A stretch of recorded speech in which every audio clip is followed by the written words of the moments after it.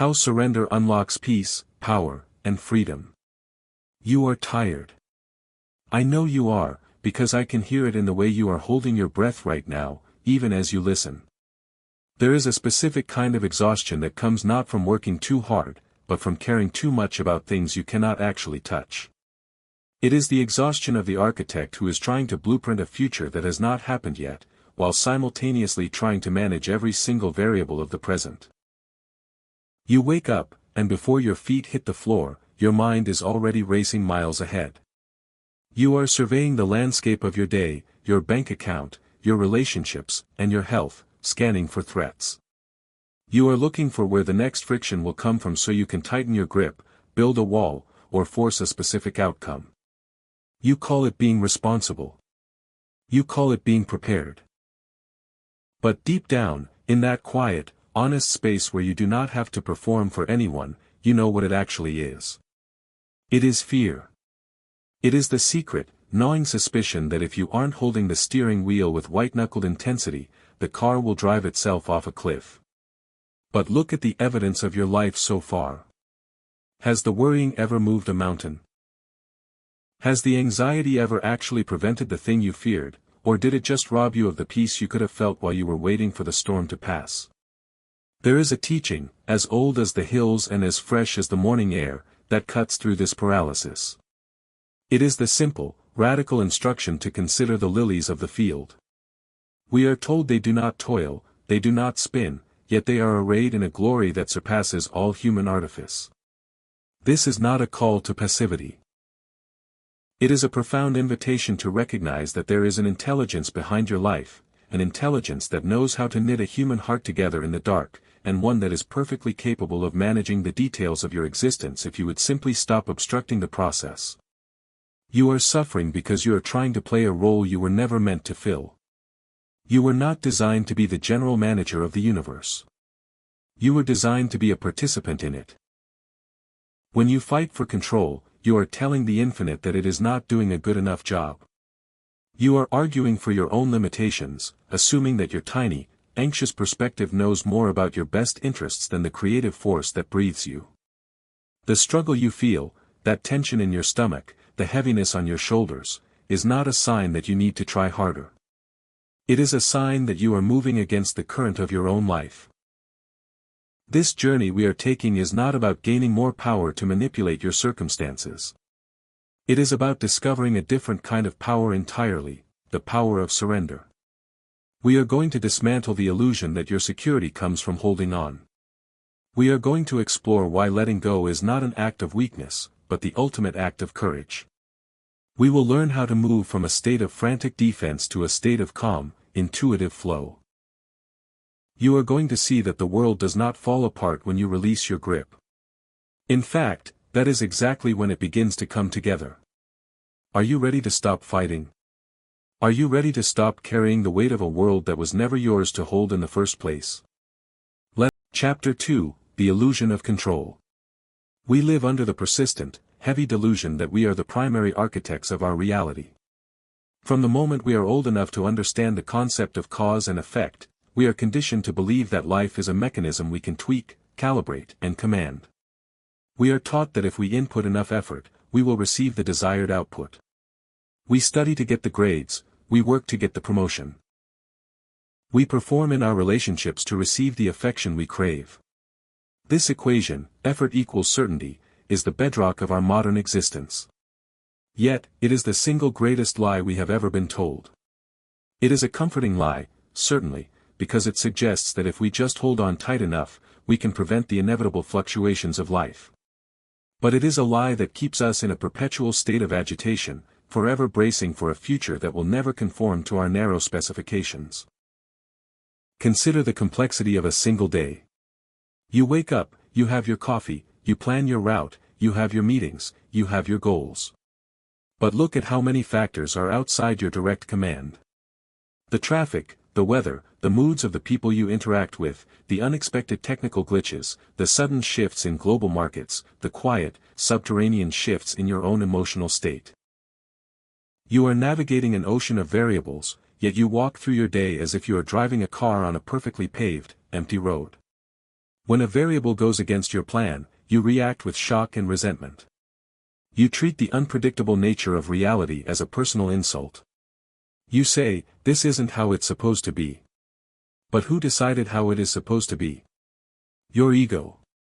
Your ego has drafted a map of your life, and it demands that the terrain conform to that map. When the terrain turns out to be a mountain instead of the valley you expected, you become angry at the mountain. The problem isn't out there.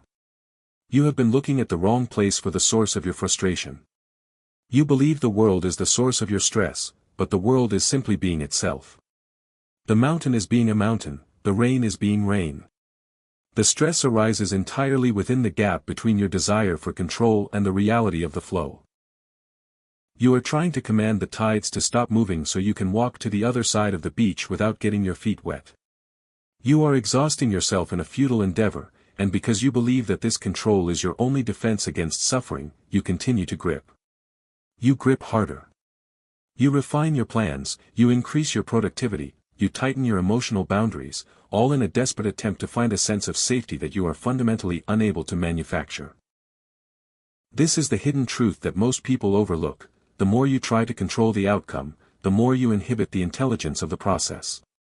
Think of a seed planted in the earth. If you were to dig it up every hour to ensure it was growing, you would kill it. The seed requires the darkness, the silence, and the patient passing of time to unfold. It does not need your micromanagement. It needs your cooperation. By constantly monitoring, adjusting, and agonizing over your life, you are effectively digging up your seeds. You are interrupting the natural, divine unfolding of your own potential. You have forgotten that there is a power at work in your life that is infinitely more intelligent, more creative, and more resourceful than your conscious mind. This power is the same force that coordinates the stars, the seasons, and the rhythm of your heartbeat. Do you really believe that this same intelligence needs your anxious, frantic intervention to manage the details of your career or your personal life? You are arguing for your limitations again. When you say, "I have to do this, or it won't get done," you are effectively telling the universe that you are the only competent force in existence. That is a heavy, lonely burden to carry. It is the weight of the world, and it is a weight you were never designed to shoulder. What if you stepped back? What if you decided, just for an hour, to be a guest in your own life instead of its foreman? What would happen if you trusted that the pieces would fall into place without your constant, panicked adjustments? You would discover that the world is remarkably self-correcting. You would find that when you move out of the way, life tends to flow toward the path of least resistance. Which, ironically, is often exactly the outcome you were trying to force in the first place, only it arrives with greater ease and grace. The ego loves to believe that it is the master of the house. It loves the story of, "I did this, I earned this, I made this happen." But consider how many factors have aligned to bring you to this very moment. Your birth, your environment, your education, the random encounters that changed your perspective, the struggles that forged your character. None of these were things you personally manufactured. You are the product of an infinite chain of events, all of which occurred with you as a participant, not a commander. To believe you can now take full command of your future is the ultimate arrogance of the ego. It is the part of you that wants to be God, because it is terrified of being human. It is terrified of the vulnerability that comes with admitting, "I do not know." But there is so much freedom in those 4 words. I do not know. When you stop claiming to know what the future should look like, you suddenly have the mental and emotional space to see what is actually happening. You can listen better. You can feel your intuition more clearly. You can spot opportunities that were previously hidden by the dust storm of your own anxiety. You stop wasting your precious energy on predicting the future and begin to invest that energy in the quality of your presence. This is where your true power lies. It is not in your ability to manipulate the world, but in your ability to master your own internal state regardless of what the world does. When you are no longer addicted to the illusion of control, you become unshakable. You become like a reed in the wind, flexible, resilient, and impossible to break. You bend with the reality of the moment, and because you bend, you survive. You are waiting instead of deciding. You are waiting for the perfect conditions to be in control before you give yourself permission to be at peace. You are waiting for the promotion, the partner, the bank balance, the resolution of the conflict. You are waiting for the world to stabilize so that you can relax. But the world will never stabilize. The nature of life is movement, flux, and change. If you wait for the storm to stop before you choose peace, you will be waiting for your entire life.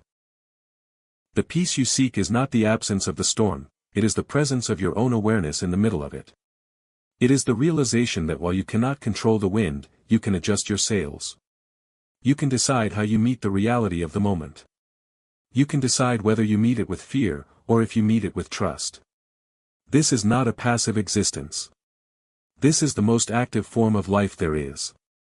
It requires a constant, vigilant commitment to your own consciousness.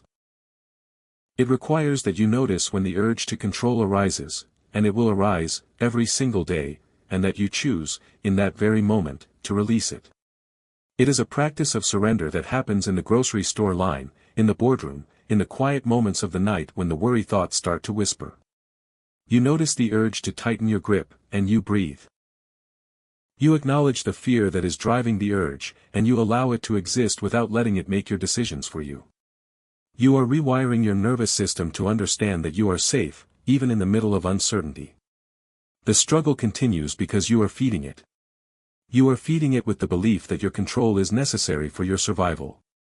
But your survival is not dependent on your ability to dominate the future. It is dependent on your ability to respond to the present. The more you surrender the need to be the foreman, the more you become a conscious observer. And in that observation, you find the clarity that no amount of planning could ever provide. You begin to see the synchronicities, the doors that open when you stop trying to kick them down, the wisdom that arrives when you stop trying to talk over the universe. You are becoming a person who trusts. And that trust is the most powerful force in the world. It is the foundation of a life lived not in the shadow of fear, but in the light of absolute, undeniable freedom. Your life is not a mistake waiting to be fixed. It is a masterpiece in progress, and the greatest gift you can offer it is the freedom to unfold. Stop playing the architect and start playing the artist. Chapter 3, The Fear Beneath the Need to Control. We must look deeper, far beneath the surface-level habit of micromanagement and frantic scheduling, to the cold, dark bedrock upon which the entire structure of control is built. If you were to sit in silence long enough, and if you were to be truly, brutally honest with yourself about why you feel this compulsive need to know what happens next, you would find something sitting there in the basement of your psyche: fear. It is a very specific, primal flavor of fear. It is the fear of insignificance, the fear of abandonment, and above all, the fear that at your core, you are not actually enough to survive the world as it is. When you demand that a situation resolve in your favor, you are not really asking for the outcome. You are asking for reassurance. You are looking at the vast, chaotic, and often uncaring tapestry of life and whispering, "Please, just let this one thing go my way so that I can feel safe for just one more day." The tragedy is that this safety is a phantom. It is a mirage that recedes the closer you get to it. You secure the outcome, you celebrate for a fleeting second, and then the ego, which is a creature of constant dissatisfaction, immediately turns its gaze toward the next potential catastrophe. It scans the horizon, finds a new shadow, and restarts the engine of control. This is the cycle of the anxious mind, and it is a cycle that has no end until you confront the fear that fuels it. Think about the way a child reaches for a parent's hand when they enter a crowded, loud, and unfamiliar room. That reaching is natural. It is a search for a container that can hold their vulnerability. But as adults, we have forgotten that we can provide that container for ourselves. We have forgotten that the hand we are reaching for in our moments of high-stress control is not a better strategy, a more precise schedule, or a more agreeable colleague. The hand we are reaching for is our own connection to the infinite. We fear that if we let go of the steering wheel, we will be swallowed by the void. We believe the void is empty. But the void is not empty, it is pregnant with possibility. It is only empty because you have been trying to fill it with your own rigid expectations. Consider a person who lives in a house of glass. Every day, they spend hours polishing the panes, worried that a bird might strike it, or that a stone might crack it, or that the dust might accumulate and ruin their view. They are so busy maintaining the glass, reinforcing the structure, and monitoring the perimeter that they never actually step outside to breathe the air or walk on the earth. They are safe in their structure, but they are also imprisoned by it. The glass is your need for control. It is a protective barrier that you have built so high and so thick that you have accidentally locked yourself inside of it. You are terrified that if you let the glass shatter, you will be exposed. And you are right, you will be exposed. But being exposed is the only way to be alive. You cannot feel the sun on your skin if you are huddled behind a wall of your own creation. There is a subtle, corrosive thought that keeps this fear alive. It is the thought that says, I am the only one I can trust. This is a profoundly isolating belief. It suggests that the universe is a place of scarcity and conflict, where if you do not grab for what you need, it will be taken from you. It suggests that there is no underlying intelligence, no divine order, as Florence Scovel Shinn might call it, that is constantly working to sustain you. When you operate from the belief that you are on your own, you become a master of defense. You learn to read people, to anticipate crises, to harden your heart against the possibility of disappointment. But in the process of becoming a master of defense, you lose the ability to receive. You cannot receive gifts, opportunities, or grace if your hands are always clenched into fists, ready to fight for your survival. You are arguing for your limitations again. You justify this behavior by calling it realism. You say, I'm not cynical, I'm just being realistic about how the world works. But realism is often just a fancy word for a limited imagination. You are choosing to see only the mechanical, transactional nature of existence, and you are ignoring the miraculous, synchronic, and deeply mysterious nature of the same. Every time you have felt a genuine breakthrough, that moment where a problem resolved itself in a way you could never have orchestrated, you were witnessing the intelligence of life taking over because you had finally exhausted your own options. That is the secret. That is the moment of truth. You only experience the true power of surrender when you have finally run out of ways to control the situation. Why wait until you are broken to trust? Why wait until the wall of glass has completely shattered to acknowledge that you are still standing, still breathing, and still capable of navigating the wreckage? You are waiting for the perfect conditions to be in control before you give yourself permission to be at peace. You are waiting for the universe to prove to you that it is safe, but the universe is not here to prove anything to you. It is here to mirror you. If you show up with a heart full of fear and a hand full of control, it will mirror that back to you by providing you with endless situations that require your management. If you show up with a heart full of trust and a hand held open, it will mirror that back by providing you with situations that invite your expansion. You are the projector, not the screen. The drama you see out there is just a reflection of the fear you are holding in here. This fear, when examined, is almost always a relic of your past. It is the echo of a time when you were powerless, or when you were hurt, or when you were taught that you were only as valuable as your utility. You have taken that old, bruised version of yourself and made them the CEO of your present life. You are letting a terrified child make decisions for your adult self. That child is brilliant at defense, but they are terrible at growth. They want to hide. They want to keep everything the same because the same feels predictable. But predictability is not the same as peace. You can be in a very predictable, controlled environment and still be absolutely miserable. True peace requires the courage to walk into the unknown without a map, trusting that your feet will find the ground as you move. Stop fighting what already is. If you are afraid, admit that you are afraid. Do not cover it up with a new, elaborate plan. Do not distract yourself with hours of productive, busy work that is really just an attempt to avoid the feeling of vulnerability in your chest. Sit with fear. Let it be there.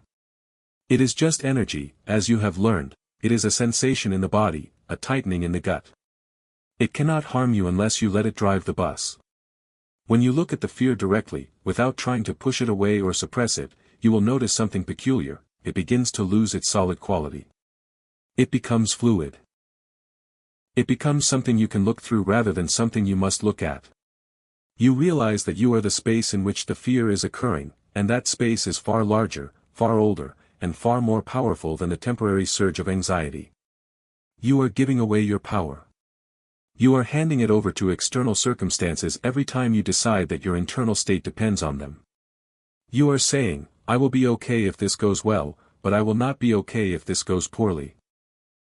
That is a massive surrender of your sovereignty. You are making yourself a subject of your environment, rather than the master of your soul. To be a person who trusts is to be a person who says, this may be difficult, and this may be painful, but I will be okay regardless of the outcome, because my foundation is not built on outcomes. This is the ultimate act of self-mastery. It is the ability to maintain your integrity, your joy, and your clarity even when the walls around you are shaking. Think of a lighthouse. The lighthouse does not choose the storms that roll across the ocean. It does not try to control the speed of the wind or the height of the waves. It stands still, rooted in the rock, and it shines its light. That is your role. You are not meant to tame the ocean of life, you are meant to be the light that helps yourself and others see through the darkness. The moment you decide to stop being the mechanic of your life and start being the lighthouse of your own experience is the moment the struggle begins to end. You have spent so long in the dark, trying to patch the holes in your boat, that you haven't realized you were standing on the shore the entire time. The fear was never real, it was a ghost of your own making, a shadow cast by the light you were refusing to own. Own it now. Step out from behind the glass. The air is cold, yes, but it is real, and it is yours to breathe. Chapter 4, Trusting the Intelligence of Life. We often speak of trust as if it were a fragile commodity we have to manufacture from thin air.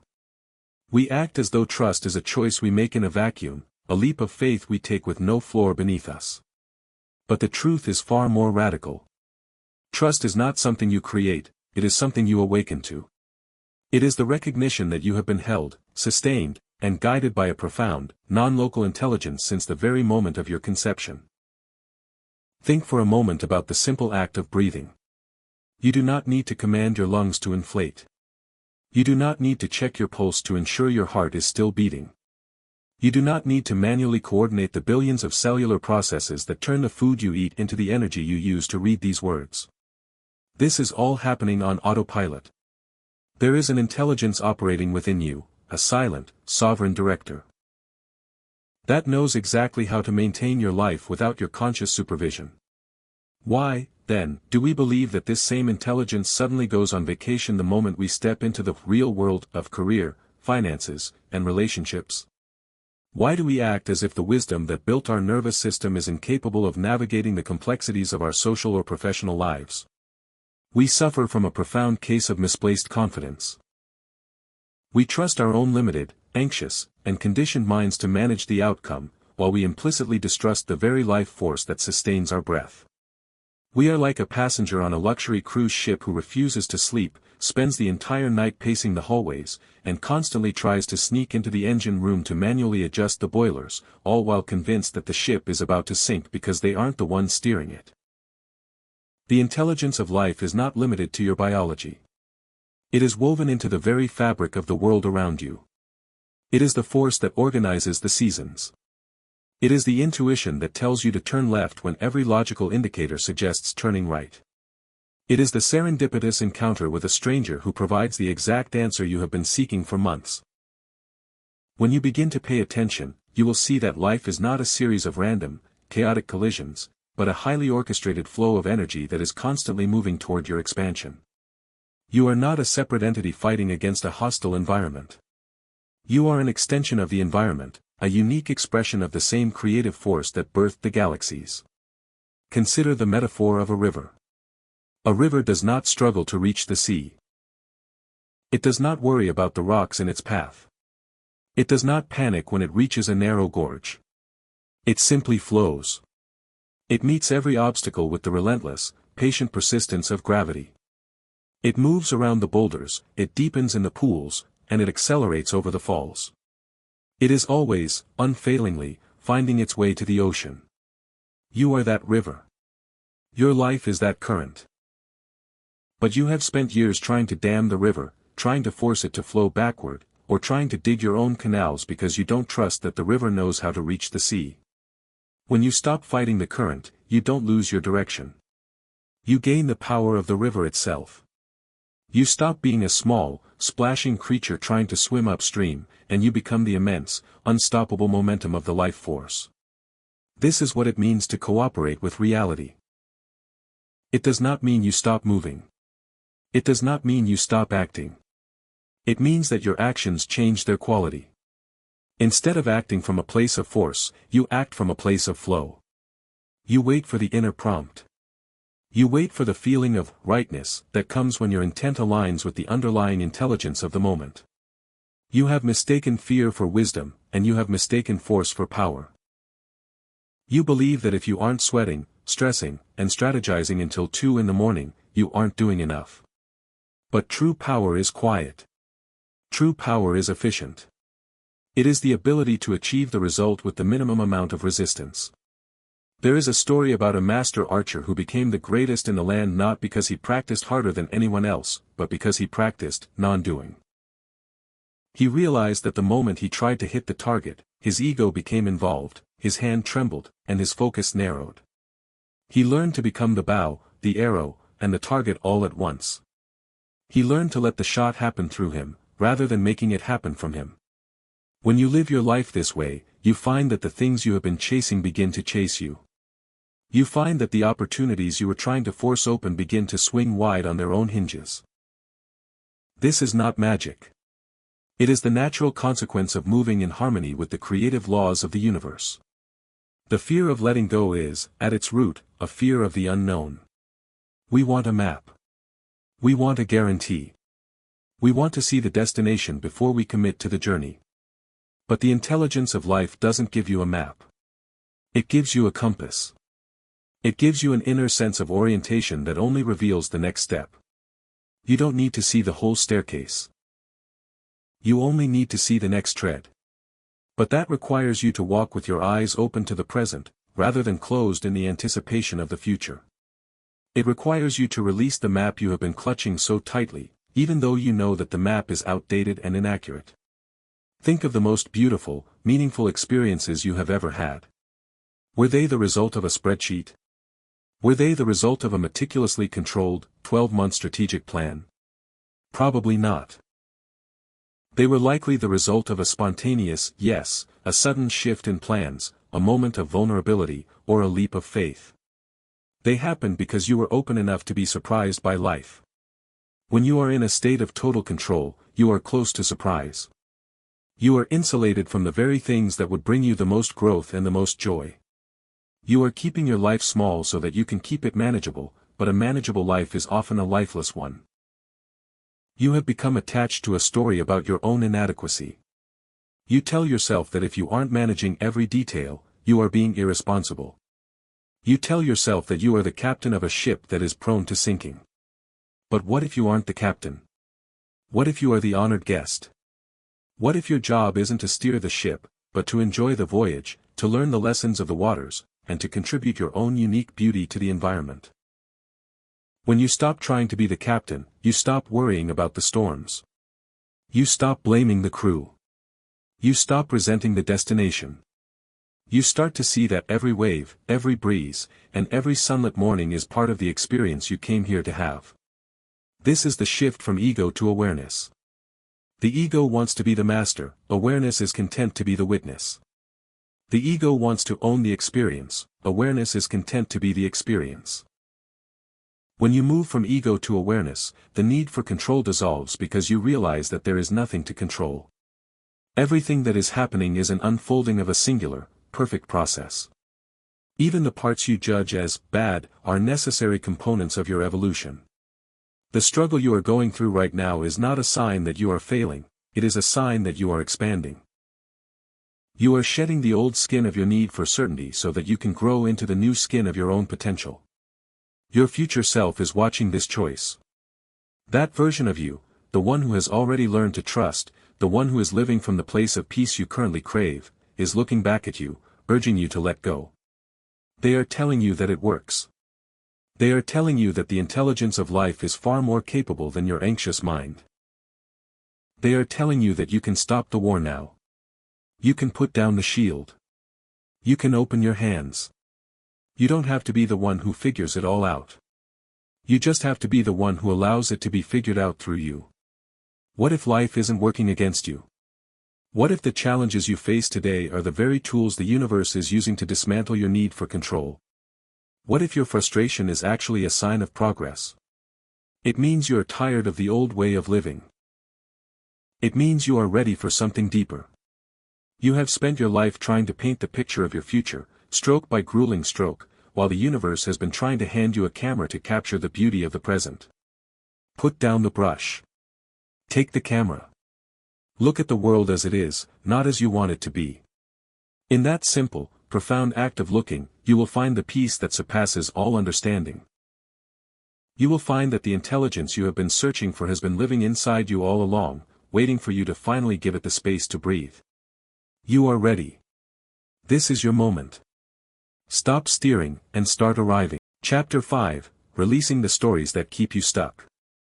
You are walking through the forest of your life, carrying a heavy, oversized backpack filled with stones. Each stone represents a story you have told yourself about who you are, what you are capable of, and what the world owes you. You have been carrying this pack for so long that you have forgotten it is there. You have forgotten that your shoulders were not designed to bear this weight, and you have forgotten that you could, at any moment, simply unzip the bag and set the stones down, one by one. You blame your exhaustion on the length of the trail, the steepness of the hills, and the harshness of the weather, but the truth is that the trail is only difficult because of the burden you refuse to relinquish. The stories we tell ourselves are the most sophisticated defense mechanisms our egos have ever invented. They provide a narrative arc for our suffering, turning a random collection of life events into a coherent, albeit painful, drama. When you say, "I am an anxious person," or "I always fail at the last minute," or "people will eventually leave me if they see who I really am," you are not describing reality. You are describing a script. You have become the writer, the director, and the lead actor in a tragedy that you have performed so many times you now believe it is an objective historical record. You treat these internal monologues as absolute truths, forgetting that they are merely interpretations you formed when you were younger, less experienced, and operating from a place of limited perspective. Consider the story of the imposter. You know this one well. It sits on your shoulder and whispers that you are not quite ready, that you are a fraud, and that at any moment, you will be found out. This story compels you to overwork, to overprepare, and to control every variable of your presentation so that no one sees the truth of your inadequacy. But the tragedy is that the truth the story protects is a fiction. You are not inadequate, you are simply growing. And because you are obsessed with protecting the lie, you never allow the reality of your talent to actually take root. You are so busy guarding the gates of your reputation that you have left the castle of your soul empty. To release these stories, you must first become a neutral observer of your own mind. Imagine that your thoughts are like passing cars on a busy highway. Most of us stand in the middle of the road, trying to jump into every car that passes by. We get inside the "I'm not good enough" car and let it drive us toward depression. We get inside the "I need to control everything" car and let it drive us toward burnout. But you don't have to get in. You can stand on the shoulder of the road and watch the cars pass. You can acknowledge that the cars are there, you can even notice their colors and their makes, but you can refuse to give them your destination. When a thought arises that says, "You're going to fail," you can say, "Ah, there goes that car again. I see it, but I'm not going for a ride today." This requires a radical shift in how you relate to your past. We are conditioned to believe that our past is the foundation upon which our present must be built. We say, "I am this way because of what happened to me." And while it is true that your experiences have shaped your nervous system, it is also true that you are not a static object. You are a process. You are a biological and spiritual unfolding that is happening in this exact second. The past has no power over you other than the power you grant it through your active, ongoing belief in the story. Every time you repeat the story, you are reinforcing the neural pathways that hold it in place. You are physically resculpting your brain to maintain the very misery you claim to want to escape. Think of a writer who has been working on a manuscript for 10 years. The manuscript is dark, depressing, and filled with conflict. The writer is exhausted by the story, but they keep adding chapters because they have already written so much that they feel they have to finish it. They have become so invested in the plot that they have forgotten they have the power to erase it. They have forgotten that the pen is in their hand. You are that writer. You have written hundreds of pages of struggle, limitation, and I can't, but today, you have the authority to turn to a blank page. You don't need to finish the old story. You don't need to resolve the conflict of your past in order to begin a new narrative in your present. The resistance you feel when you consider letting go of these stories is the ego fighting for its survival. The ego loves the stories because they provide a stable identity. Even if the identity is miserable, it is known. The ego hates the unknown because it cannot predict the outcome of a story that hasn't been written yet. It would rather be the victim in a story it understands than the protagonist in a story that requires total, blind trust. This is why you feel a strange discomfort when things start to go well. You are so accustomed to the friction of the old stories that harmony feels foreign, even dangerous. You might even start looking for problems just to re-establish the familiarity of the struggle. This is the ego's way of trying to drag you back into the comfort of your cage. To break this, you must begin to curate your consciousness with the same discipline you might use for your physical health. If you were committed to your physical fitness, you wouldn't eat toxic food, and you wouldn't spend your days sitting in a way that destroyed your spine. Why, then, do you feed your mind toxic stories? Why do you allow yourself to marinate in the energy of not enough? You must start a mental diet. When a thought comes that is not aligned with the person you are becoming, the person who trusts, the person who surrenders, the person who is enough, you must reject it. You must call it out for what it is, a lie from the past. You must firmly and gently replace it with a thought that aligns with the truth of your infinite potential. You have mistaken fear for wisdom. You believe that by telling yourself how hard life is, you are being prepared for the next blow. But fear does not prepare you, it only depletes you. It keeps your cortisol levels high, your vision narrow, and your intuition silenced. Wisdom is not the ability to predict the worst, wisdom is the ability to handle whatever arises from a place of centered, unshakable presence. A person who trusts does not need to predict the future because they know that their internal stability is not tied to the stability of the external world. They know that they are the constant in the equation of their life. This process of releasing stories is a form of spiritual alchemy. You are taking the lead of your past traumas and limitations and transmuting them into the gold of your present wisdom. You don't need to forget what happened, you only need to change the meaning you have assigned to it. Instead of, "This happened to me to break me," try, "This happened for me to prepare me." See the difference in the energy? The first one makes you a casualty, the second one makes you a survivor. And as you go deeper into the surrender, you move beyond even the label of survivor. You become a creator.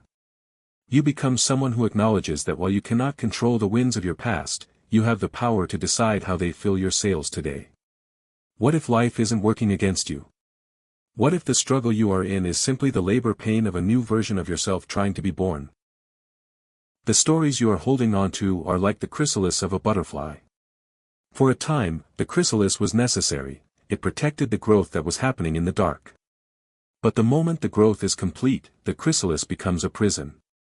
If the butterfly does not break through, it will die inside the very structure that once kept it safe. You are at the breaking point. The stories have served their purpose. You have learned the lessons they were meant to teach you. Now, it is time to emerge. The struggle continues because you are feeding it with your identity. You have become so identified with the person who struggles that you are afraid to see who you would be without the struggle. Who are you if you aren't the one who is always stressed? Who are you if you aren't the one who is always fixing things? You are the awareness behind the stress. You are the space that holds the struggle. You are the consciousness that is witnessing the whole performance. And that consciousness is untouched, unblemished, and absolutely free. It has never been stressed. It has never failed. It has never been rejected. It is the eternal, radiant essence of who you are, and it is waiting for you to stop identifying with the shadows and start acknowledging the light. Stop fighting what already is. When a story comes up, just witness it. Say, "I hear you, story. You were very useful when I was younger, but you no longer fit the person I am becoming." And then, let it go. Don't try to argue with the story, don't try to prove it wrong. Arguments only give the story more life. Just observe it and then consciously shift your attention to something that is true right now. The warmth of the sun, the feeling of your feet on the ground, the fact that you are here, that you are breathing, and that the universe is actively supporting your existence in this exact second. You have the power to edit the manuscript of your life. You have the power to stop the tragedy and start a new chapter, a chapter of freedom, of trust, and of grace. The pen is in your hand. Chapter 6, The Freedom Hidden in Uncertainty. Most people treat uncertainty like a predator stalking them in the tall grass. They view the unknown as a territory of infinite danger, a place where their worst fears are waiting to manifest. This is why we spend so much of our energy trying to build walls, secure guarantees, and solidify our plans. We believe that if we can just push back the horizon of the unknown, we will finally be safe. But this is a fundamental misunderstanding of the nature of existence. Uncertainty is not an enemy to be conquered, it is the very fabric of possibility. It is the wide-open field in which your life actually happens. Without the uncertainty of the future, there would be no room for surprise, no room for growth, and no room for the miraculous interventions that define the most meaningful moments of our lives. Consider the metaphor of a blank canvas. If a painter were forced to know exactly what the finished masterpiece looked like before they touched the brush to the fabric, the act of painting would be reduced to a mechanical, joyless chore. There would be no room for the brush to dance, no room for the color to bleed in unexpected ways, and no room for the painter to be changed by the process of creation itself. Uncertainty is the blank canvas of your life. It is the space where you get to collaborate with the infinite. When you approach your future with a desperate need for a specific, predetermined outcome, you are trying to force the painter to paint by numbers. You are stripping the experience of its creative spirit. You are trading the ecstasy of exploration for the mediocrity of a plan. You have mistaken fear for wisdom. You believe that your ability to forecast the future is a sign of your intelligence, but in reality, your obsession with forecasting is a sign of your disconnection. You are so busy trying to predict the weather that you have forgotten how to enjoy the rain. When you stand in the middle of a forest, as you do so often, you don't demand that every leaf grow at the same speed, nor do you try to predict exactly which branch the wind will stir next. You simply observe the wild, untamed beauty of the system. You accept that the forest is always changing, always shifting, and always emerging from the unknown. You are part of that system. Your life is not a fixed object, it is a wild, unfolding process. To demand certainty is to demand that life stop being alive. The anxiety you feel in the face of the unknown is actually a form of arrogance. It is the ego's way of saying, I do not trust the creative intelligence of the universe to handle this. I must be the one to guarantee the outcome. But what have your guarantees ever bought you? How many times have you secured your future, only to find that life had a different, often better, plan in mind? How many times have you been diverted from a path you were fighting to stay on, only to realize later that the diversion saved you from a disaster you couldn't see coming? When you open your hands to uncertainty, you are not giving up. You are opting into a higher level of intelligence. You are saying, I am willing to be surprised. I am willing to be guided. I am willing to accept a reality that is better than the one I could have imagined. This shift requires a radical departure from the way we are taught to live. We are taught to set goals, to track metrics, and to optimize for efficiency. These are useful tools for the mechanical parts of life, but they are disastrous when applied to the soul. You cannot optimize your soul. You cannot goal set your way to inner peace. Peace is found in the willingness to let the outcome remain open. When you move into a space of surrender, you find that your decision-making becomes sharper. You are no longer acting out of the panic of, what if, but out of the clarity of, what is. You are present enough to notice the shifts in the wind, the subtle openings in the market, the quiet, persistent pull of your intuition. You become a navigator who doesn't need to see the entire ocean, just the way the water is moving right now. Think of a tightrope walker. They do not maintain their balance by gripping the rope until their knuckles turn white. They maintain their balance by staying loose, by remaining responsive to the slightest shift in the air, and by focusing their attention on the step they are currently taking.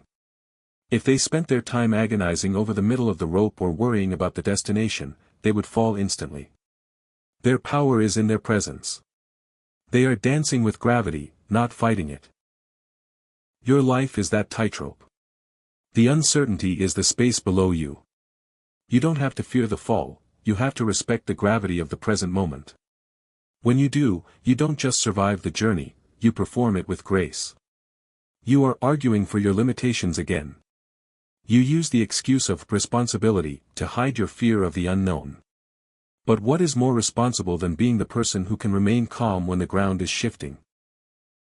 What is more powerful than being the person who doesn't need to know the ending to commit to the beginning? When you accept uncertainty as your default state, you become unshakable. People who are addicted to certainty are easily manipulated by fear, because anyone who offers them a guarantee can lead them anywhere. But a person who is comfortable in the unknown, they are impossible to manipulate. They have no price. They have no master. They are truly, fundamentally free. The struggle continues because you are feeding it with your need to be in the know. You want to be the one who has all the answers. You want to be the one who can explain everything away. But life is not a mystery to be solved, it is a reality to be experienced. The more you try to explain it, the further you get from the truth of it. Let the mystery be. Let the future remain unwritten. There is a deep, intoxicating freedom in admitting that you don't know what tomorrow will bring. It releases you from the burden of having to orchestrate it. It allows you to go to sleep at night knowing that the same intelligence that keeps the planets in orbit is capable of managing your life while you rest. This is the secret strength of letting go. When you stop needing to know the ending, you become incredibly effective at living the beginning. You stop wasting your energy on the what if and start investing it in the what now. You become a person of action, not a person of reaction. Because you are no longer defending a specific outcome, you are free to move toward whatever feels most true, most beautiful, and most aligned in the present moment. You are no longer a hostage to the story of how things should go. You are a pioneer of what actually is. Consider the energy of a person who is constantly worried about the future. They are scattered. Their mind is fragmented into 1,000 different projections. They are physically here, but mentally everywhere else. Now, contrast that with the energy of someone who is fully rooted in the now, who is totally okay with not knowing how it will all turn out. They are radiant. They are magnetic. They are calm.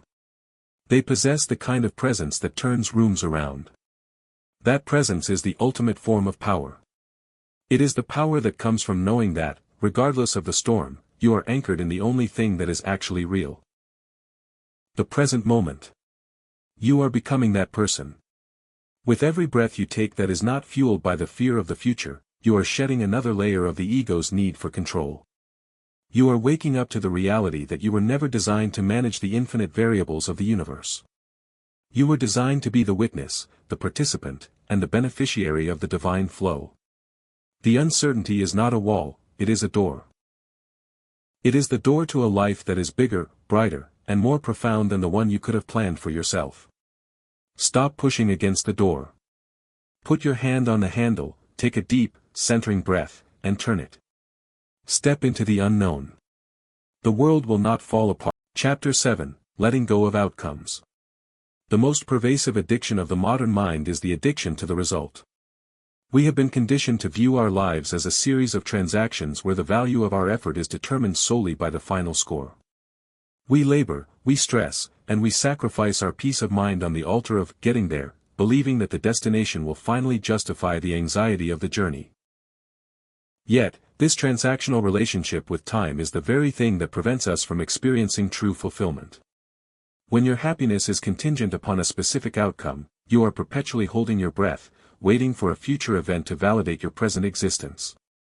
You are essentially starving yourself today so that you might feast tomorrow, but the tomorrow you are chasing is a moving target that never quite arrives. Think of an archer standing at the line of fire. They have prepared their equipment, they have trained their muscles, and they have visualized the release of the string. But the moment the arrow leaves the bow, the archer's influence ceases. The wind, the flight path, the target, these are factors governed by laws outside the archer's immediate control. If the archer remains obsessed with the target, they miss the beauty of the flight. They miss the singular, crystalline moment where the arrow is suspended in the air. We are all archers, but we have become so neurotic about the target that we treat the act of shooting as a burden. We have forgotten that the joy is in the aiming, the pull, the release, and the inherent thrill of setting something into motion. You are arguing for your limitations again by assuming that the outcome you have envisioned is the only one that constitutes success. This is the peak of human arrogance. The belief that your narrow, ego-driven perspective knows better than the vast, intricate intelligence of life. You might be aiming for a specific career milestone, a certain level of income, or a specific kind of recognition, but what if those things are just the surface-level goals of a soul that actually needs something else entirely? What if the failure to hit that specific target is actually a strategic redirection toward a landscape you are not yet equipped to see? When you cling to a rigid outcome, you act like a GPS that refuses to recalculate when the road ahead is closed. You keep demanding to go through the wall, ignoring the fact that a wide-open highway has appeared just to your left. The struggle continues because you are feeding it with your attachment to the how and the what. You treat the universe as a vending machine, you put in your hard work and your worry, and you expect a pre-ordered product to drop into the tray. But life is not a machine, it is a conversation. It is a dynamic interaction where the path reveals itself through your movement. When you hold an outcome with a light touch, you remain agile. You are capable of pivoting when the terrain changes. You are able to see the synchronicities, those strange, meaningful coincidences that act as breadcrumbs on your path. If you are blinded by the glare of your goal, you will walk right past the very opportunities that were meant to elevate you to a higher state of being. Consider the metaphor of the gardener and the harvest. A gardener who is obsessed with the harvest will spend their days measuring the height of the sprouts, obsessing over the color of the leaves, and digging into the soil to check the progress of the roots. They are so miserable and so anxious that they become a nuisance to their own garden. Contrast this with the gardener who falls in love with the process. They enjoy the rhythm of the seasons, the feel of the earth, and the daily ritual of watering and pruning. They understand that the harvest is an inevitable result of the care they provide, but they do not demand that the fruit ripen on their specific timeline. They know that the fruit has its own wisdom, its own pace, and its own time to arrive. When you adopt this attitude, you become a participant in your life rather than a tyrant over it. You are giving away your power every time you grant a future result the authority to dictate your emotional state. When you say, "I can't be happy until this deal closes," or "I can't feel secure until I have this much in my account," you are putting your soul in a cage and handing the key to the circumstances. You are saying that your inner climate is at the mercy of the weather outside. But true power, the kind of power that is immune to external fluctuation, is found in the ability to cultivate your own weather. It is found in the capacity to say, "I am committed to this project, I am working with excellence, and I am open to the result, but my internal peace is not for sale." This does not mean you lack ambition. It means your ambition has matured. It has moved from the realm of the ego, which wants to prove itself, to the realm of the spirit, which wants to express itself. When you act from the spirit, the outcome loses its power to terrify you. You become a person who is defined by your commitment to the process, not by your score at the end of the game. This shift is incredibly magnetic. People are drawn to those who are unattached to outcomes because such people are truly present. They are not looking over your shoulder to see if there is a better deal coming, they are not performing for a future audience. They are entirely here, and in that here, there is a depth of engagement that creates results far superior to anything you could have forced. The fear of letting go of the outcome is, at its core, a fear of being a failure. We have been taught that if we do not hit the target, we have failed. But failure is merely a data point in the laboratory of life. It is the universe telling you, "That route didn't work, try this one." When you stop identifying as the target hitter and start identifying as the life liver, you lose the ability to fail. You only gain experience. You only gain insight. You only gain the material needed to construct a more authentic version of yourself. You can never truly fail when you are walking the path of your own evolution, because the purpose of the path is not the finish line, it is the transformation of the walker. What if life isn't working against you? What if the unsuccessful attempts of your past were actually the necessary pruning of your branches so that you could grow in a different, more robust direction? You have spent so long worrying about the fruit that you haven't realized you were being shaped into a stronger, more resilient tree. The tree doesn't cry when the wind blows away a few leaves, it uses the wind to strengthen its roots. You are being strengthened. You are being refined. The outcomes you are currently stressing over are just the leaves. Your character, your consciousness, and your capacity to trust are the roots. Stop focusing on the leaves and start honoring the roots. The practice of releasing the outcome is a practice of constant, conscious redirection. When you feel that tightening in your chest, the telltale sign that you are trying to make something happen, stop. Take a breath. Ask yourself, what am I afraid will happen if this doesn't go my way?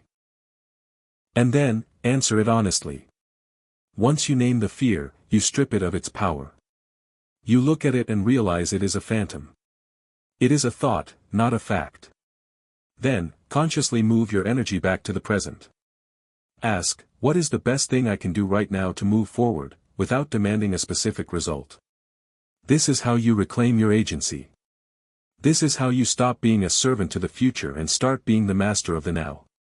Your future self is watching this choice. That version of you, standing on the other side of your current worries, is laughing at how much energy you spent trying to secure a future that was already being taken care of. They are telling you that the things you thought were essential were just the scenery of the journey. They are telling you that the real treasure was the trust you developed, the character you forged, and the peace you finally claimed as your own. You are already that person. You are just in the process of becoming them. So, relax your grip. Lower your shoulders.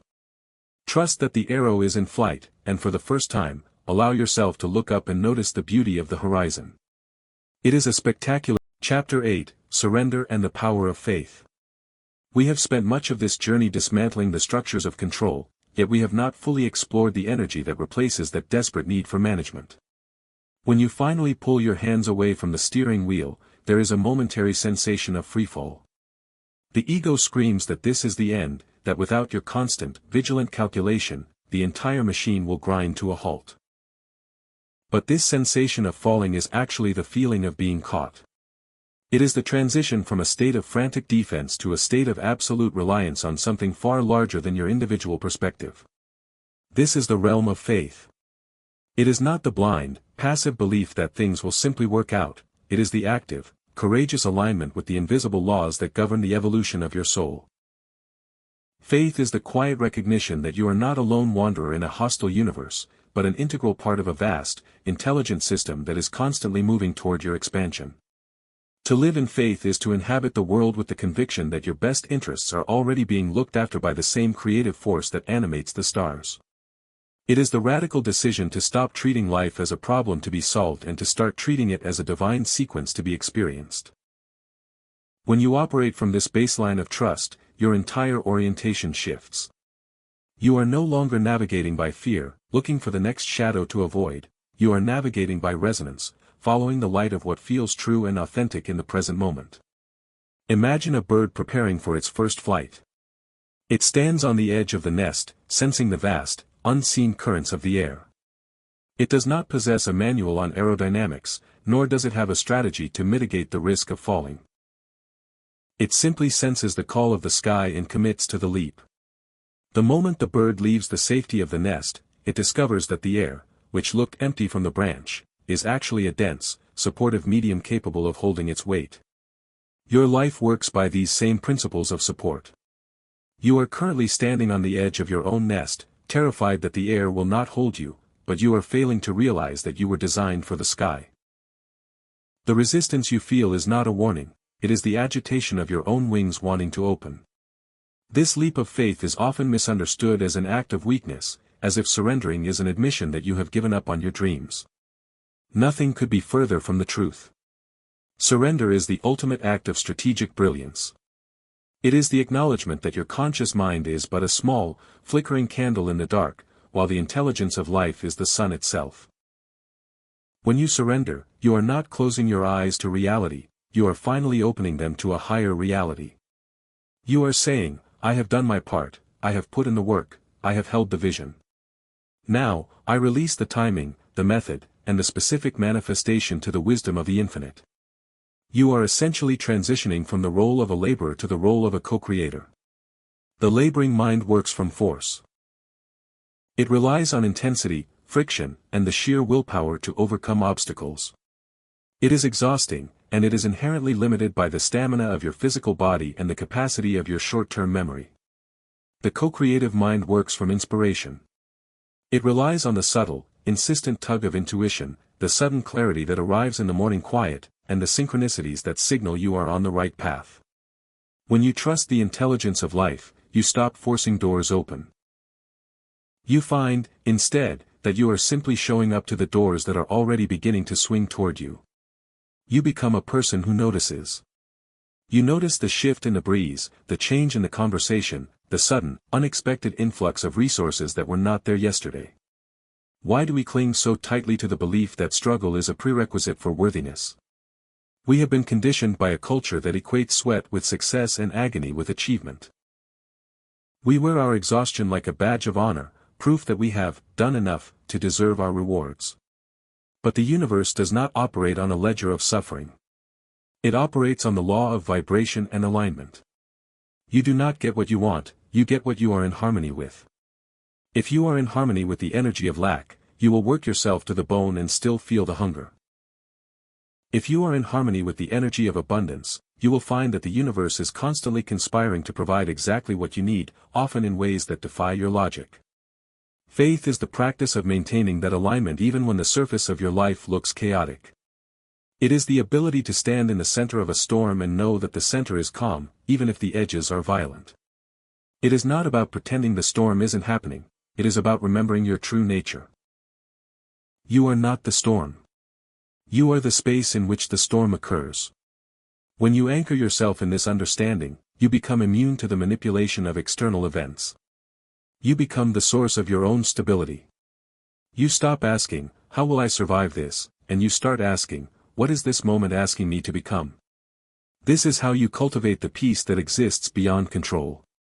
You acknowledge the turbulence, you feel the heat of the emotion, and then you offer it up.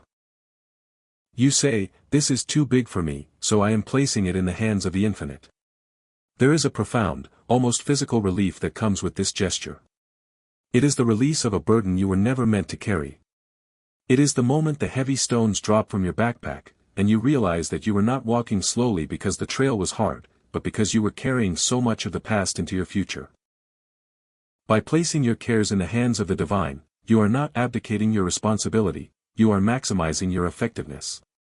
You are freeing up your mental energy to be present, to be grateful, and to be available for the next turn in the road. Your future self is already there. They are standing on the far side of your current dilemma, radiating the calm that comes from knowing how it all resolves. They are smiling at the memory of how much you worried, how hard you fought, and how much you tried to architect a future that was already being painted for you. They are the ones telling you that the intelligence of life is not a distant, abstract concept, it is the very pulse of your heart. It is the guiding hand that has brought you to this very sentence, to this very thought. You are exactly where you are meant to be. The process is perfect, even when it feels messy. The timing is precise, even when it feels slow. The outcome is already settled in the mind of the infinite, your only task is to relax into the unfolding. So, let go. Not with a sigh of resignation, but with a shout of release. Let go of the need to be the foreman. Let go of the need to understand every detail of the blueprint. Let go of the fear that you will be forgotten, or lost, or left behind. You are an essential part of the tapestry, and the weaver knows exactly where your thread belongs. Your job is not to manage the pattern, your job is to shine as brightly as you can where you are. When you live with this level of faith, the world changes. It stops being a place of scarcity and starts being a place of infinite provision. It stops being a place of threat and starts being a place of endless invitation. The sky is waiting. Your wings are ready. The current is moving toward the ocean. Simply surrender to the flow, and Chapter 9, Living from Presence Instead of Fear. You are currently standing at a crossroads. Behind you lies the path of the past, paved with the habits of control, the heavy weight of expectations, and the constant, nagging anxiety of a mind that believes it must solve every problem before they manifest. Ahead of you lies a path that is not fully visible, a path defined not by the precision of your plans, but by the intensity of your presence. To move forward, you must understand a fundamental distinction: fear lives entirely in the temporal landscape of yesterday and tomorrow. Fear is an architect of ghosts. It constructs elaborate houses of what if and if only, filling them with shadows that have no substance. Presence, conversely, is the only place where life actually occurs. Presence is the eternal, unwavering now that contains every possibility, every resource, and every truth you will ever need. When you are fully present, your nervous system naturally downregulates from its hyper-aroused state of defense. The constant scanning for threats, which has kept your muscles tight, your digestion strained, and your mind fractured, begins to subside. You discover that in the present moment, you are almost always perfectly safe. You are breathing, you are centered, and you are surrounded by an environment that is functioning exactly as it is meant to. The panic only erupts the moment you vacate this space and project your awareness into a future that does not exist. By choosing to live from presence, you are not merely engaging in a spiritual practice, you are reclaiming your biological birthright to be calm, alert, and deeply connected to the pulse of existence. To understand the difference between living from fear and living from presence, imagine two sailors on an open sea. The first sailor is obsessed with the weather reports. They spend their hours clutching the charts, arguing with the barometer, and cursing the wind for not blowing in the direction they desire. They are physically on the boat, but their consciousness is anchored in a future storm they are convinced is coming. They are terrified of the water, terrified of the horizon, and terrified of their own lack of command. Consequently, they are miserable, distracted, and prone to mistakes. The second sailor also respects the weather, but they are focused on the feel of the tiller beneath their hand, the texture of the sails, and the way the hull cuts through the waves. They are completely consumed by the act of sailing. When the wind shifts, they adjust naturally; when the sea swells, they ride the motion. They are at one with the boat and the water. They are free. You have spent so long being the first sailor that you have forgotten how to feel the tiller of your own life. You believe that your suffering is a sign of your dedication, that if you aren't perpetually worried about the future, you aren't doing your job. But what if your job is not to fix the ocean? What if your job is simply to sail? When you shift your awareness to the present, the quality of your activity changes. You stop reacting to the world as if it were a series of crises and start responding to it as if it were a series of opportunities.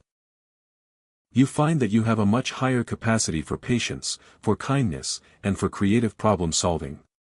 When you are not clouded by the static of anxiety, you see the path with clarity. You notice the subtle nuances of a conversation that would have escaped you otherwise. You feel the intuitive nudge that guides you away from a dead end and toward a breakthrough. This presence is not a state of apathy. It is not an invitation to become a passive observer who lets the world walk over them.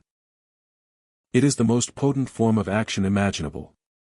When you act from presence, you are acting with the full force of your consciousness.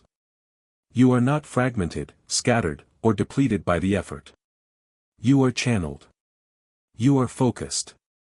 You are like a laser beam cutting through the fog. This is the state of flow that high performers in every field, from art to athletics to business, describe as their peak experience. It is the state where the performer and the performance become one. You can bring this state into your daily routine, your financial management, and your personal relationships by consciously tethering yourself to the reality of the now. The ego will resist this. The ego finds presence terrifying because in the present, the ego has no work to do. The ego is a master of the past and a visionary of the future, it is the historian and the prophet. But now, the ego is obsolete. This is why, the moment you try to settle into silence, the mind begins to offer you a list of things you need to worry about, people you need to please, and fires you need to put out. It is trying to pull you back into its domain. The next time this happens, recognize it for exactly what it is, a distraction. It is the ego trying to keep you from the truth, which is that you are enough, you are safe, and you are capable of handling whatever comes, simply by being who you are in this moment. You have been running a race where there is no finish line. You have been treating life as if it were a test you were perpetually failing, always one step away from some grand, corrective judgment. But what if you are already standing in the middle of your reward? What if the peace you are looking for is not a destination, but the atmosphere of the journey itself? When you finally drop the need to control the future, you find that the future arrives on its own, and it is usually far friendlier than the one you were preparing for. You stop needing the outcome to be perfect, and as a result, you start enjoying the process. And in that enjoyment, you become a source of peace for everyone around you. Consider the energy of a person who is constantly projecting their anxieties onto their environment. They make everyone around them feel rushed, tense, and defensive. They are an agent of chaos. Now, imagine a person who walks into a room and is completely grounded in the present. They don't need to dominate the conversation. They don't need to force the situation. They listen. They observe. They speak when it is necessary, and their words have weight because they come from a place of depth. This is a person who is living in the present. They are a stabilizing influence. They are a source of calm. That is the kind of power you are developing as you learn to release the grip of control. You are giving away your power every time you decide that your internal state depends on the outcome of a future event. You are granting that future event the authority to hold your soul hostage. To be a person who lives in presence is to be a person who says, I am committed to this action, but I am unhooked from the result. This is not a lack of commitment. It is a higher form of engagement. It allows you to pour your full, unadulterated creativity into the present task. You are not holding back energy to worry about what happens next. You are not wasting energy regretting what happened before. You are entirely, beautifully, and dangerously available to the work at hand. This is how you break the cycle of suffering. You stop trying to manage the external world as a way to soothe your internal state. You soothe your internal state by anchoring it in the present, and then you interact with the external world from that place of stability. You find that the external world begins to stabilize in response to you. The more you are grounded in the truth of now, the more the circumstances around you lose their ability to trigger you. You stop being a victim of the weather and start being a master of the ship. The struggle continues because you are feeding it with your belief that you are separate from the flow. You believe you are an individual ego struggling against a world, and that belief is the root of your loneliness, your fear, and your perceived powerlessness. But you are not separate. You are part of the process. You are part of the intelligence that is guiding the unfolding of this moment. When you accept this, the need for control dissolves. You don't need to control the flow because you are the flow. You don't need to manage the universe because you are an expression of that same universal energy. Take a deep breath and feel the truth of this. The tension in your stomach is not a problem to be solved, it is just a sensation to be witnessed. The weight on your shoulders is not a permanent fixture of your life, it is a layer of conditioning you can peel away. You are already whole. You are already capable. You are already being supported by an intelligence that has never once faltered in its commitment to your growth. All you need to do is show up. All you need to do is be here. Not in the future, not in the past, but here, in this breath, in this heartbeat, in this unfolding miracle of existence.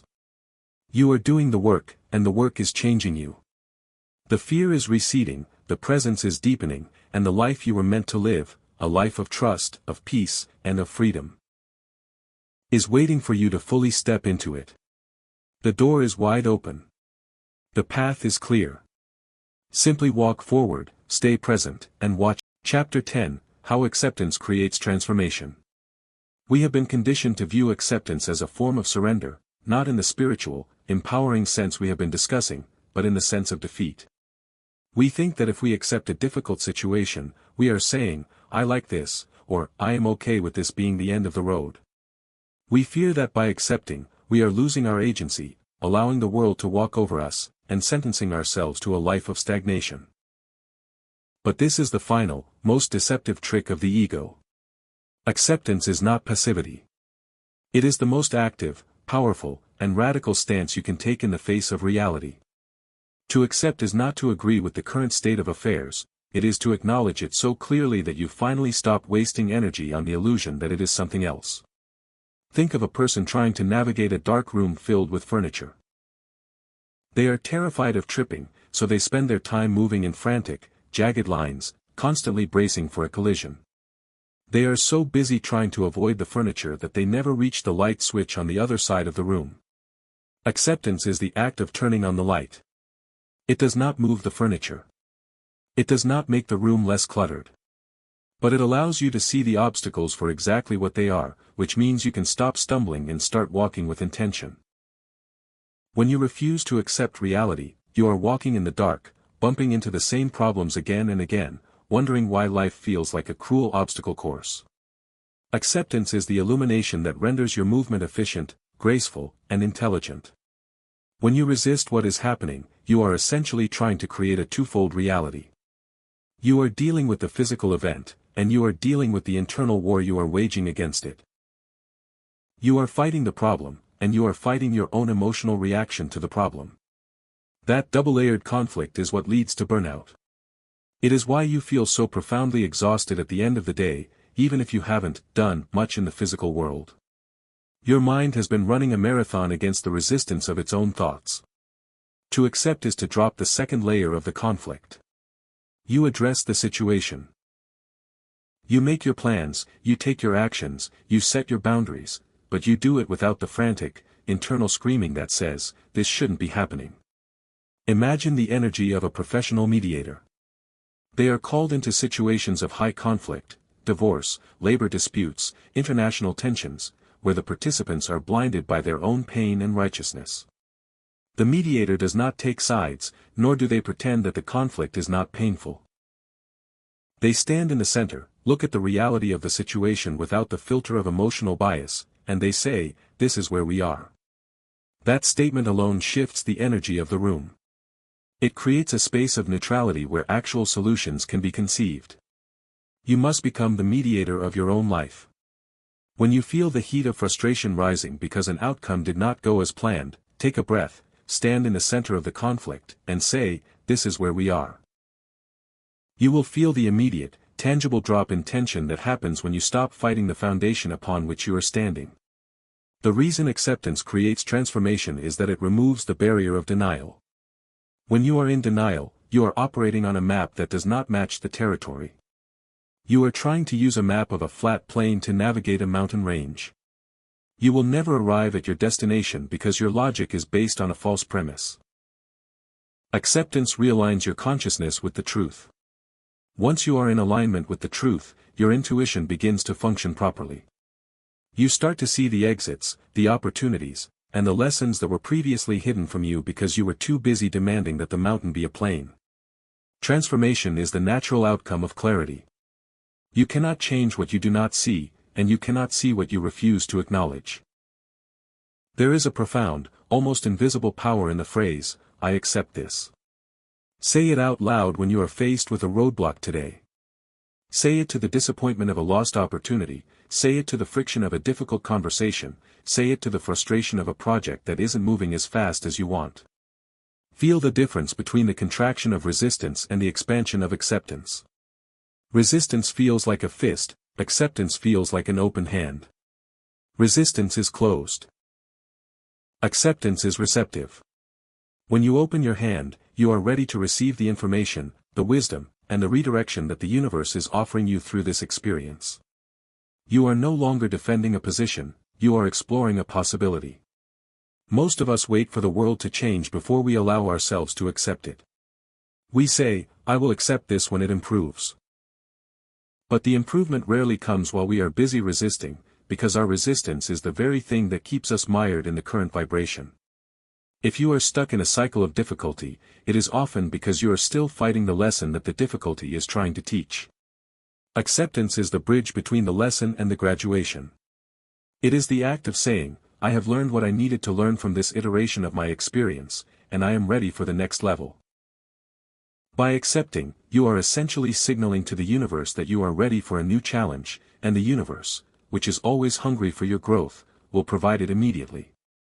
You have been worried that acceptance is a form of weakness, but it is actually the ultimate form of maturity.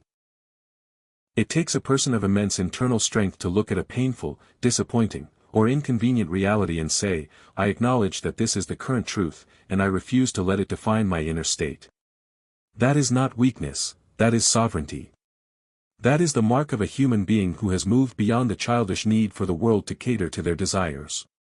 That is the mark of a conscious creator. When you stop looking for the world to give you what you want, you start looking for how you can offer the world the best of who you are, regardless of the conditions. Consider the metaphor of the ocean tides.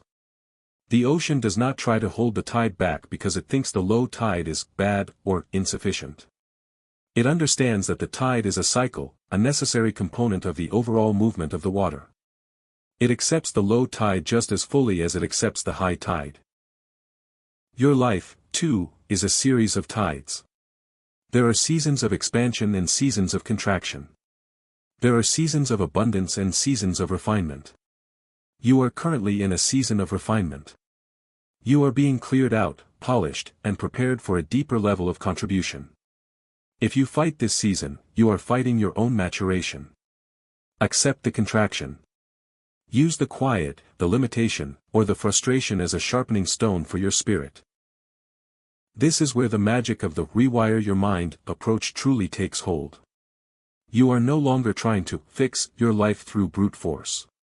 You are using the tools of consciousness, observation, witnessing, and acceptance, to harmonize your internal state with the external movement. When you do this, you become a master of your reality. You stop being a victim of circumstance and become the alchemist of your own existence. Every situation becomes a vessel for your growth. Every person becomes a mirror for your own expansion. Every problem becomes an entry point into a deeper understanding of the laws that govern the universe. Stop playing the judge. You are not qualified to judge whether a moment is good or bad. You only have the perspective of a single point in time, whereas the universe has the perspective of eternity. A bad break today might be the catalyst for the single greatest success of your life 10 years from now. You have seen this pattern before. You have looked back at your own history and realized that what you thought was a tragedy was actually a protection or a redirection. Apply that same intelligence to the present. Trust that even if you cannot see the benefit right now, the benefit exists. Trust that you are being moved toward your highest good, and that this current circumstance is the most efficient path to that destination. You have the power to change the atmosphere of your life by changing the way you relate to the present. When you accept, the atmosphere lightens. The air becomes breathable.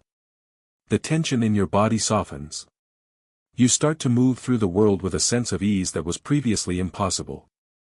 This ease is the indicator that you are in alignment. It is the compass pointing true north. When you feel this ease, you know you are making the right decisions, you are speaking the right words, and you are taking the right actions. Acceptance is the prerequisite for this ease. You cannot be at ease while you are at war with reality. Drop the weapons. End the war. Accept the present, and step into the freedom of your own potential. The transformation you have been seeking is not in the future. It is in the simple, bold act of saying yes to the life that is currently. Chapter 11, The Peace That Exists Beyond Control. We arrive at the center of the labyrinth, the place where the exhausting dance of managing outcomes finally meets its quiet, inevitable end. You have spent a lifetime believing that peace is a dividend paid out by the universe once you have successfully organized your life, secured your finances, managed your relationships, and insulated yourself against every possible threat. We treat tranquility as a luxury item, a reward for the diligent architect who has built a sufficiently sturdy fortress. But the profound, startling reality is that peace is not an acquisition, it is a fundamental property of your consciousness, obscured only by the debris of your constant interference. It is not something you must go out and find, it is something you must stop obstructing. When you look at the sky after a storm has cleared, you do not marvel that the sky has achieved peace. The sky was peaceful even when the thunder was rolling and the clouds were churning. The turmoil was merely a temporary passage through the space of the sky, it did not change the nature of the sky itself. Your consciousness is that sky. The anxiety, the panic, the relentless need to predict and control, these are the storm clouds. They are transient, they are noisy, and they are dramatic, but they are not the essence of who you are. You have become so identified with the weather that you have forgotten you are the expanse in which the weather occurs. To find peace, you do not need to dissipate the clouds, you only need to shift your identity from the clouds to the space. This shift is the ultimate liberation. It allows you to operate in the world with a sense of detachment that is often mistaken for coldness, but is actually the height of compassion and clarity. When you are no longer personally invested in the outcome being your way, you are free to act in the best interest of the whole. You become an instrument of the intelligence we have been discussing, rather than a frantic labor trying to carve your own small, selfish reality out of the void. This is the peace that transcends the analytical mind. It is a stillness that remains active and engaged, a quietude that does not retreat from the world but moves through it with an unshakable, rhythmic grace. You might wonder how this is possible when your daily life is filled with legitimate, pressing demands. How do you remain the sky when there are deadlines, family obligations, and the harsh realities of a competitive world? The answer is that you do not need to remove yourself from the world to find this peace. You simply need to change your relationship with the world's demands. You work, you plan, and you communicate with excellence, but you do so from a place of detached involvement. You are fully present for the task, but you are not addicted to the result. You bring your full intelligence to the table, but you release your ego's demand that the table be set to your exact specifications. Think of an actor playing a powerful role in a play. They study their lines, they inhabit the character, and they bring the scene to life with every ounce of their talent. But the moment the curtain falls, they do not remain the character. They do not carry the tragedy or the triumph of the play into their real life. They know it was a performance. Your life is the performance. The role you are playing, the parent, the entrepreneur, the student, the leader, is a magnificent, necessary role, but it is not the totality of your being. When you remember this, the stakes of your daily life lose their power to paralyze you. You are playing the game, you are playing it well, but you are not the game. You are the consciousness that is currently engaged in the play. The fear that this level of detachment will make you less effective is one of the ego's most persistent delusions. In reality, you become significantly more effective. When you are not clouded by the desperation of needing to win, your decisions become objective and razor-sharp. You can see the chessboard of your life without the emotional interference of fear of losing. You can spot the moves that actually matter, rather than wasting your energy on maneuvers designed only to protect your ego. This is the kind of leadership that changes history. It is the kind of creation that stands the test of time. It is the result of a mind that has been purged of its need to be right, its need to be safe, and its need to be validated. We have been conditioned to believe that life is a struggle for survival, a zero-sum game where one person's gain is another's loss. But the perspective of this deep, abiding peace reveals a different truth: life is a process of unfolding. There is enough space for everyone to grow, enough resources for everyone to flourish, and enough time for every soul to complete its unique arc of evolution. When you stop grabbing for your share, you find that your share is already being provided. You begin to experience life as a banquet where the food is always replenishing, rather than a frantic scramble for the last crumb.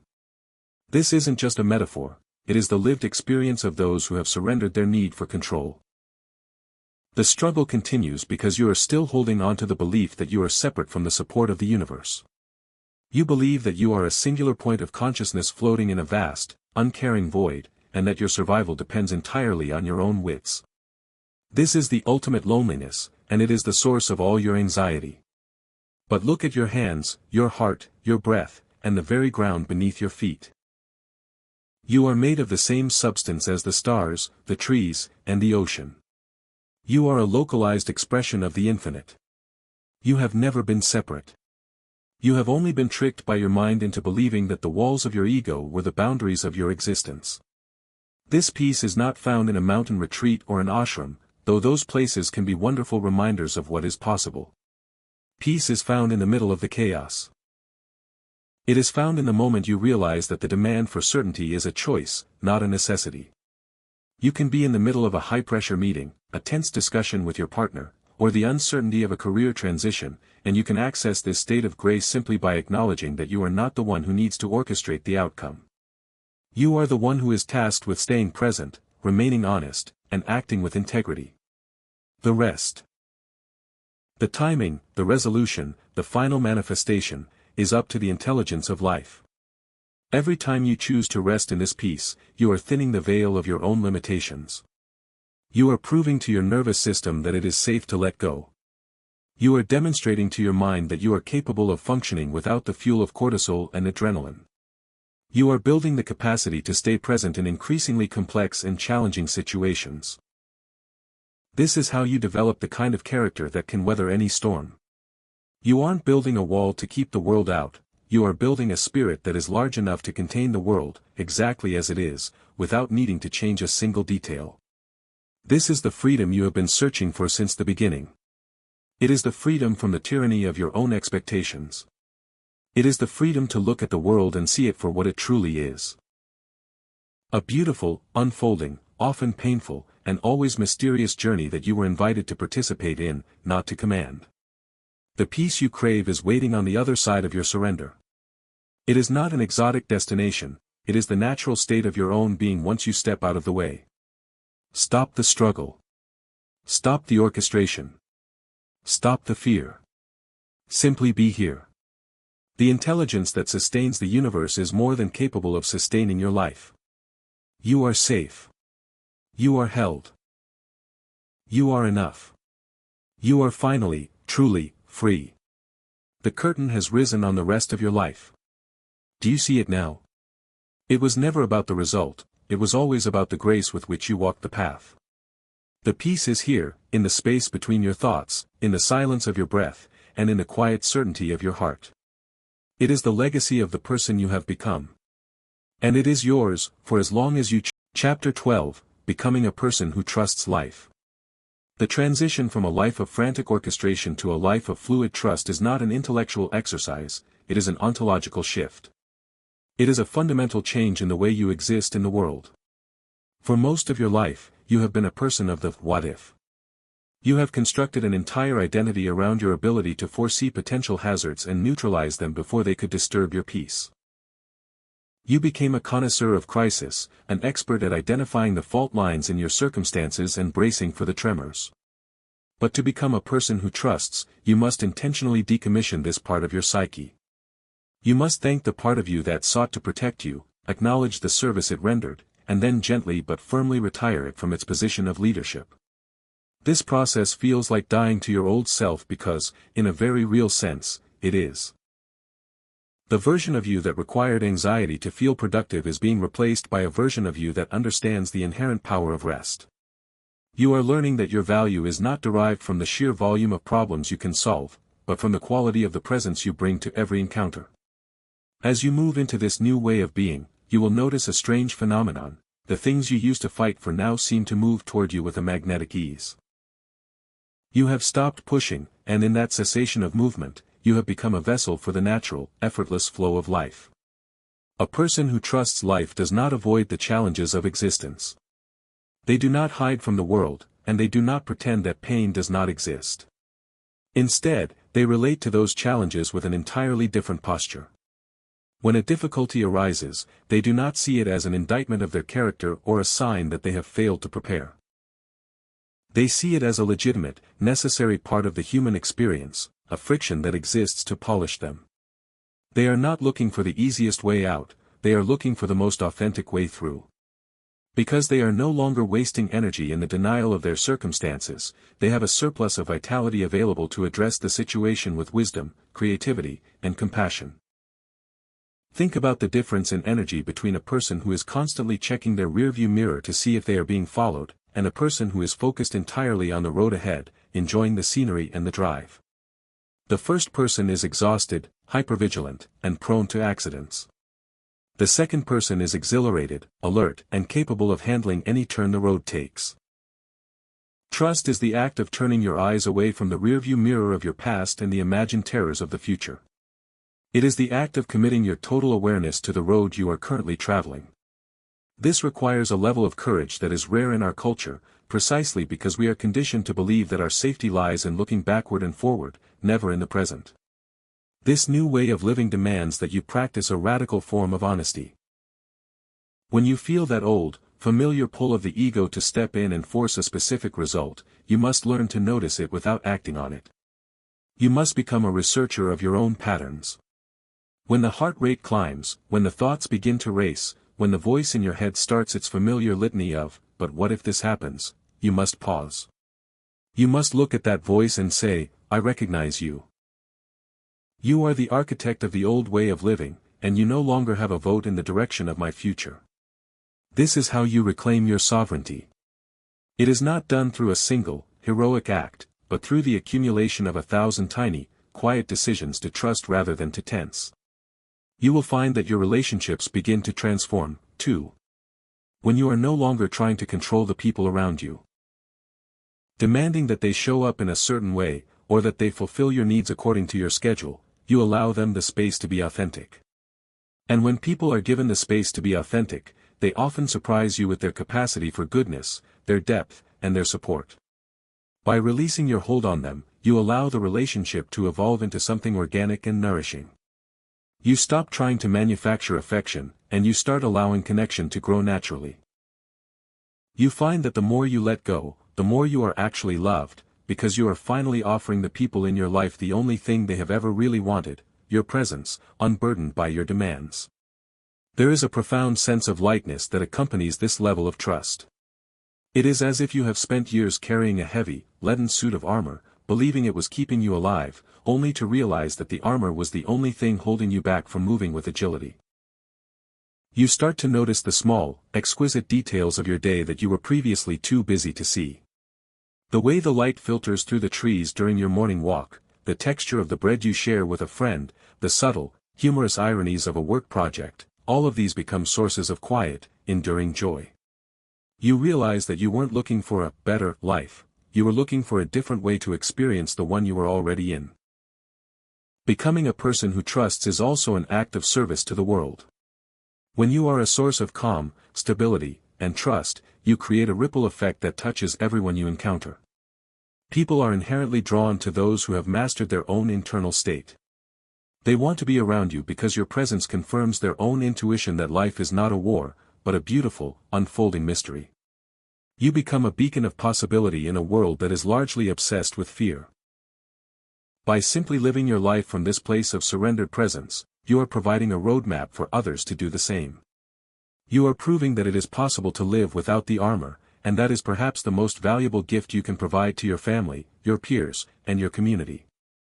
As you integrate this into your daily existence, do not be surprised if the ego throws a tantrum. It will attempt to lure you back into the comfort of your old habits. It will tell you that you are getting soft, or that, if you stop caring, everything will collapse. These are the final, desperate gasps of a mechanism that has become obsolete. You do not need to fight the ego, you only need to outgrow it. You outgrow it by choosing, again and again, to lean into the support of the present moment. You outgrow it by finding that every time you choose trust, the world does not end. In fact, it gets better. It becomes wider, deeper, and more vibrant. You find that you have more energy, more clarity, and more capacity for joy than you ever had when you were trying to force the universe into the mold of your anxiety. This is the path of the pioneer. It is the path of those who have decided that they would rather fail in the freedom of their own truth than succeed in the prison of a fabricated security. But you will not fail. Because when you are in alignment with the intelligence of life, you are moving with the grain of the universe. You are leveraging the momentum of the creative flow. The obstacles that used to stop you are now the milestones that mark your growth. The people who used to frustrate you are now the teachers who show you where you still need to open. Every aspect of your life becomes a dynamic, living testament to the fact that when you stop managing the outcome, you finally start living the reality. Your future self is standing at the end of this road, and they are radiant. They are the person you are becoming with every breath of trust you take. They are not concerned with the details of your schedule, the balance of your accounts, or the opinions of the critics. They are concerned with the depth of your peace and the extent of your freedom. They are cheering for you, urging you to keep going, even when the path is steep and the fog rolls in. They are telling you that you are doing it, that the work is taking hold, and that the life you were meant for is already unfolding right beneath your feet. You are becoming someone who trusts.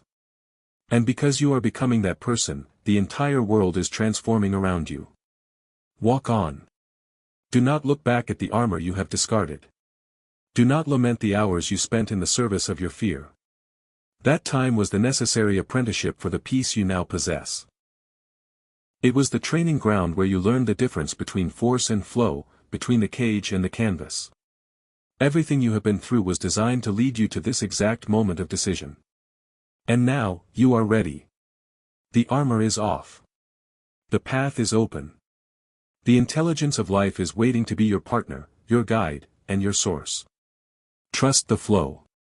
Trust the process. Trust yourself.